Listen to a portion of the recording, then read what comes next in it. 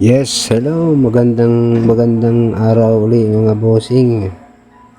At meron na naman kaming i-installan ng aking pinakamalupit na alalay.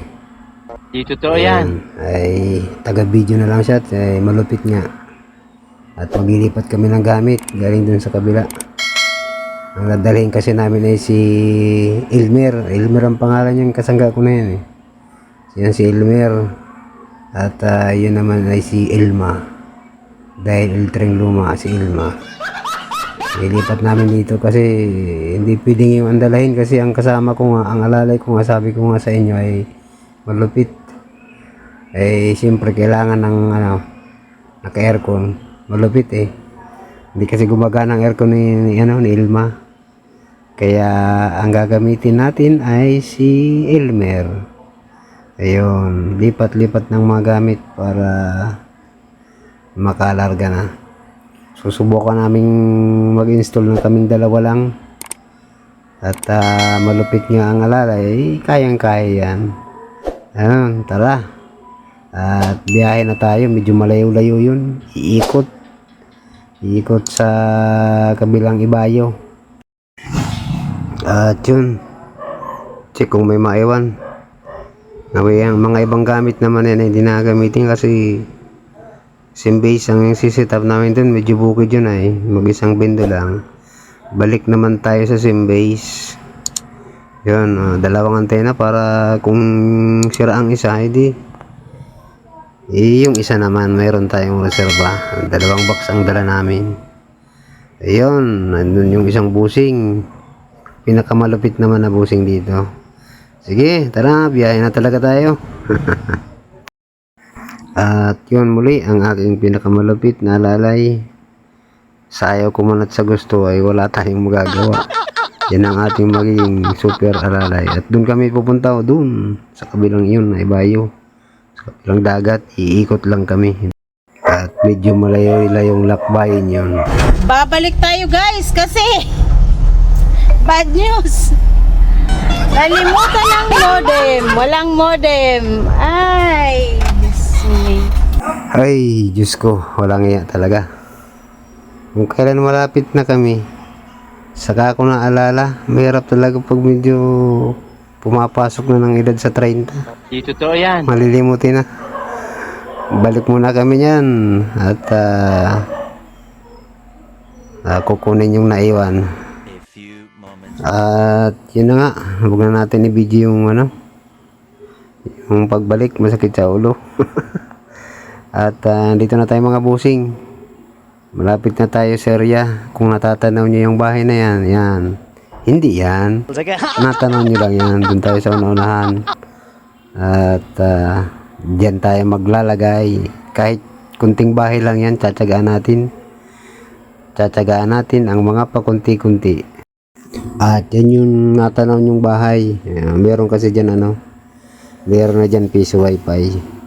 Kaso sabi nila sira daw, kaya lalagyan natin sa unahan. Subukan natin kung kumita. Ayun, dito na tayo. At yun, pinagpaplanohan na namin kung saan ilalagay, kung ano ang mga diskarte. Yun, yung mga taga rito. Buga naman itong cameraman ko at ang binibidyo ay ang dingding. Di baga ko ang videohin. Joke lang. At yun, diskarga na tayo mga boss. Ibaba na mga dapat ibaba at ikabit na ang dapat ikabit at nang makauwi na. Mainit pa naman ang panahon. At yan ang gagamitin natin. Gamit muna tayo ng kawayan para testing ba. Saka na lang natin ayusin. Kasi wala ngang alalay, hindi ko naman kaya mag-isa magtayo ng ng tower. Kawayan muna, pang samantagalan yan.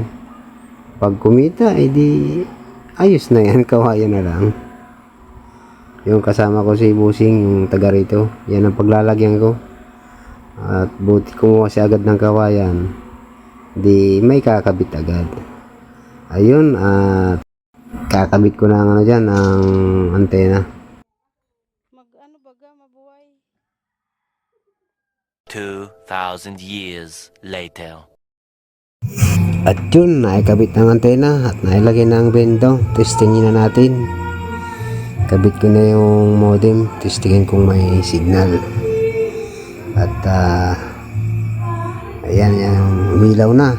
Ibig sabihin pwede na.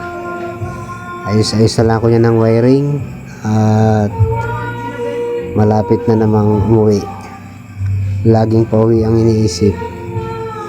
Yun, i-cream ko yung mga kable at ikinabit na lahat. Andyan na, yan na yung wiring, pero ayusin ko pa naman yan para magandang tignan. At dito na tayo sa labas, magkakabit naman ng access point. Yung access point nilayo-layo ko dun sa bahay na pinaglagyan, dun ko nilagay sa may malapit sa mga kabahayan na iba. At yan si Pai, yung may-ari nung pinaglagyan.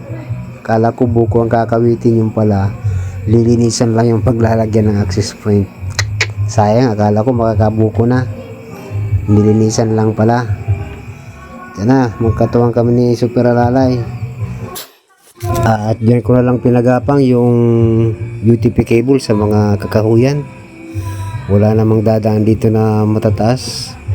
Sinabit-sabit ko lang. Siguro ang layo dun sa pinaglagyan ng window hanggang dun sa access point ay mga 50 meters lang. At tapos na yan dyan. At kami ay uwi na.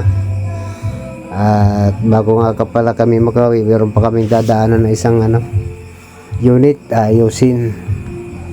Doon kami sa may bundok na yun, nadaan pa uwi sa may tower. Malayong ikot. At doon kami sa kabilang barangay, ayusin, di daw nahuhulugan ng yung bendo. At ang tinignan ko ay sunog yung board, ay di pala board, yung custom board lang, custom board nung sa bendo. Buti na lang mayroon akong dalang box, pinagpalit ko na lang yan, nilipat ko yung coin slot, nakaset up naman na yung custom board, nilipat ko lang yung tawag dito, yung coin slot saka yung router para dun sa sub. Yan yung board nung yung Node MCU, pinalit ko lang yan. Tapos kinabit na yung ibang wirings, yung mga UTP cable para sa electrical. At yun na nga, sasalpak ko na lang yan dun sa dati para mabilis. Yan, sasalpak ko na yan dyan. At pagkatapos titignan kong may internet. At yun na, at yan ay naayos din kaagad. Buti na lang may dalang reserba. Sige, maraming salamat po sa panonood ninyo. Pa-subscribe naman po dyan kung nakapanood ka ng video ito.